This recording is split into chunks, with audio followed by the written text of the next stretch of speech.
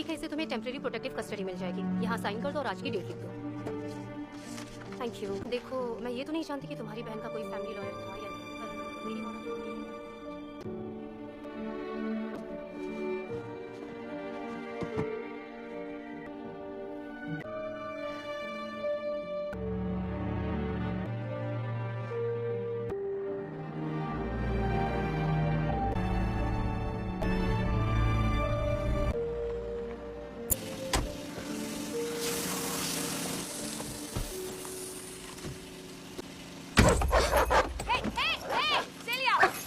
तो क्या तुम अपनी डॉग को अपने गार्डन में रख सकती हो प्लीज? मैंने हाल ही में इसे महंगा से शॉप कॉलर पहनाया है। तो क्यों ना खुलकर शौक दे दो इसे।